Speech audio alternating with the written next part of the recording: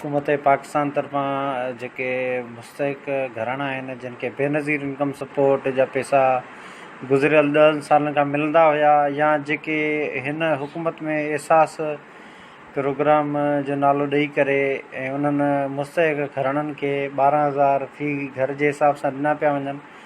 त जेका बि बेनिफिशरी आहे जंहिंखे 12,000 पुराणा मिलंदा हुया या जेके नयूं मुस्तहिक औरतूं आहिनि उहे 12,000 रुपया हासिलु करे ऐं एहसास प्रोग्राम जंहिंखे बेनज़ीर इनकम सपोर्ट प्रोग्राम बि चयो वेंदो आहे उन में शामिलु थी रहियूं आहिनि। उन्हनि जे लाइ वॾी ख़ुशख़बरी इहा आहे त जेका वसीला तालीम आहे यानी वज़ीर आज़म इमरान ख़ान ऐं चेयरमैन सानिया नशतर साहिबा जी तरफ़ां हिकु बहितरीनु क़दम खयो वियो आहे जंहिंमें जेको पुराणो गुज़िरियल 10 सालनि खां वठी प्रोग्राम हुयो कुझु ज़िलनि 29 ज़िलनि ते महदूदु हुयो यानी वसीला तालीम जो जंहिंखे 100 जेके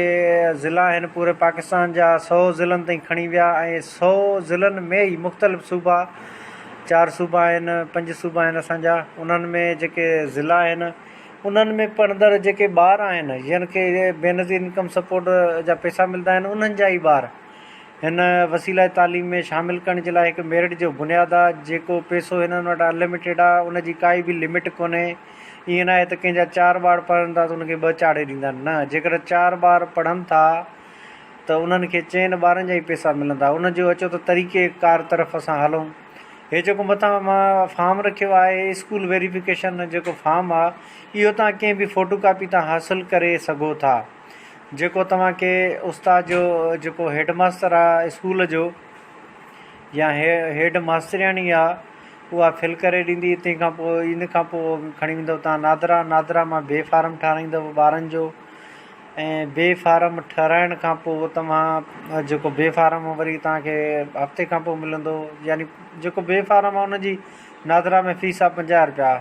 सो ठाराइण खां पोइ तव्हां वरी बेनज़ीर इनकम सपोर्ट ऑफिस ईंदव सो जेका तव्हांजी लाॻापियल वेझे हुजे पोइ ज़िले ते ऑफिस हूंदी आहे या तालके ते हूंदी आहे सो उते तव्हां वेंदव उन बेनज़ीर इनकम सपोर्ट ऑफिस जी डॉक्यूमेंट्स खणी करे हे फॉर्म तव्हांजो उस्ताद भरियो उन खां पोइ तव्हां नादरा वियो नादरा वारे तव्हांजे सॼा डॉक्यूमेंट सबमिट कया हफ़्ते जो टाइम ॾिनो हिन खां पोइ हे फॉर्म जी कापी कराईंदव यानी नादरा वारो जेको ॿिए फार्म आहे रलाए करे पोइ वरी बेनज़ीर ऑफिस तव्हांखे वञिणो आहे उते तव्हां पंहिंजा ॿार बि वठी वेंदव उते हिकिड़ो टेबलेट आहे उन ते तस्वीरूं बि ऑनलाइन थींदियूं आहिनि ऐं इहो फॉर्म बि तव्हांखां डॉक्यूमेंट्स बि कंप्लीट वठंदा।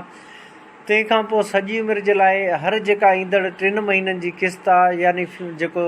छोकिरो पढ़े थो स्कूल में उन जे लाइ 1500 रुपया वज़ीफ़ो मुक़ररु थियल आहे जेका न्याणी पढ़े थी स्कूल में प्राइमरी में उन्हनि जे लाइ 2000 मुक़ररु आहे। वरी उहो ई तरीक़ेकार इहो आहे त जेकॾहिं ॿार आहे वरी 6 खां वठी 10 ताईं जो तरीक़ेकार इहो आहे त ॿार जेको छोकिरो आहे उनखे 2500 मिलंदा जेका न्याणी आहे त उनखे 3000। वरी सेकेंडरी खां बाद जो जेको स्टेप आहे जेकॾहिं ॿार तव्हांजो पढ़े थो फस्ट ईयर इंटर में त जेको फस्ट ईयर में जेकर छोकिरो पढ़े थो त उनखे मिलंदा 3500 रुपया जेकर तव्हांजी न्याणी पढ़े थी फस्ट ईयर या इंटर में त उनखे मिलंदा 4000 रुपया यानी वसीला तालीम जो इहो जेको बहितरीनु प्रोग्राम आहे इहो अनलिमिटेड आहे मेरिट जे बुनियाद ते आहे हिन में काई बि माना ईअं न आहे त भई सिफ़ारिश आहे बग़ैर सिफ़ारिश जे आहे मेरिट ते आहे जीअं बेनज़ीर इनकम सपोर्ट जा पैसा बग़ैर कंहिं सिफ़ारिश जे वठी सघंदा आहियो अहिड़ी तरह वसीला तालीम जा पैसा बि पिणु मेरिट जे बुनियाद ते ॾिना वञनि था इन मां वधि में वधि फ़ाइदो हासिलु कयो। तमामु दोस्तनि जी महिरबानी।